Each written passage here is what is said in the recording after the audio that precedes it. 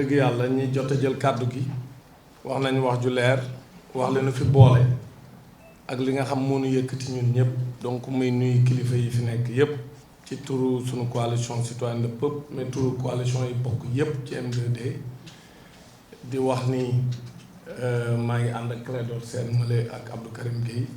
pour lim ñoom ñaar rek ci délégation bi lii nga xam ne moo na fi dajale nag dañ ciy njëkke rek marsawu njaboot yi fi nekk te ñàkk seeni ñoñ nga xam ni dañoo àndoon ak ñun xeex bi ba yàlla def ñu ñàkk seen bakkan ba tax tey jii ñu dajaloo fi pour ñaanal leen ñuy gërëm imam Dramé mi nga xam moo jiite ñaan gi ñu ngi am yaakaar ne yàlla dina leen jéggal ñoom ñépp ndaxte dañoo xeex pour seen réew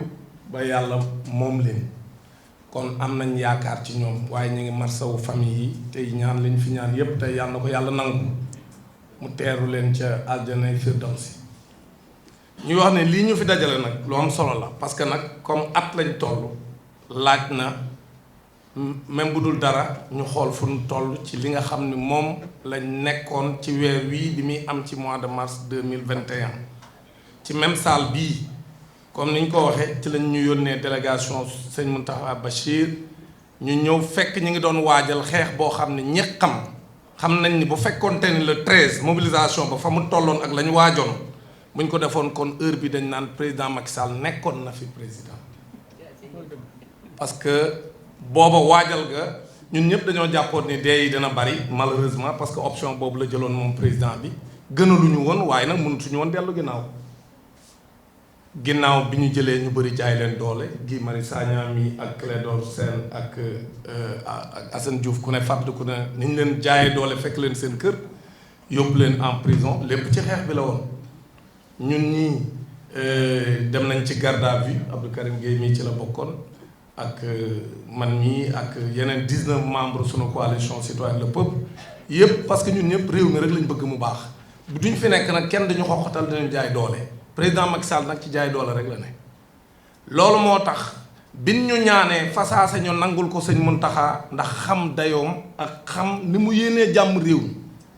te ku ko xam-xam ne day wax ci baatin booba gis na ne bu ñu xeexee jàppante réew mi doo nga ci ñàkk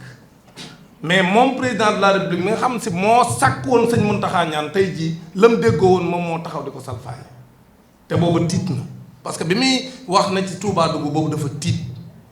mu dem ñaan pour sëñ Mountakha ñaan ñu teg lépp ci suuf li ñu sëñ Mountakha ñaan nangul nañ ko ñun amul lenn lu ñu ñaanoon lu nangul moom la mu diggee woon France daal di xëddeen amul dara lu mu ci doxal donc kon tey jii bu ñu ñëwee à l'heure du bilan dañuy wax ni moom président Macky Sall naam profité na ci yokk li mu policier am ak li mu gendarme am mais kenn mënta arrêter un peuple déterminé pour aar démocratie am aar état de droit am aar ay liberté te ñun ci loolu lañ taxaw kon nag képp ku koy digal moom président Macky Sall ñi koy jay ba dëkk bi tàkkee kenn gisatu leen woon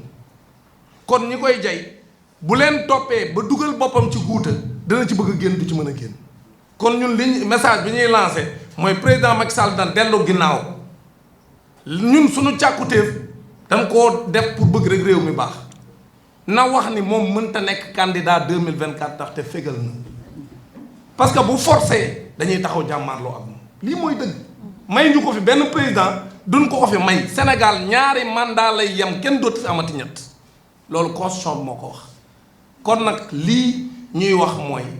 ginnaaw bi ñu jëlee engagement ni ñun teg nañ lépp ci suuf mais nag dañuy lañ doon sàkku tey lañ ko gën a sàkku kon nag fitna buñ ko yee ci réew mi moom président Macky Sall na dellu ginnaaw booy jéem dara ba xam ne lii demul da ngay xam ne demul nga jàll ci leneen surtout que moom ñaari at a ko fi dese na gouverner sunu réew ci jàmm ñaari at yi jeex mu joxaat ñu sunum réew sénégalais yi dajaloo tànn kin bëgg a tànn dénku seenum réew parce que ñun ñëpp kenn moomul réew ñun ñëpp ñoo ko bokk kon nag fi may daaneel rek mooy temps yi gis nañ ñuy defi pexe ba gis sax ay médias français di def dans la propagande inacceptable parce que le Sénégal est un État souverain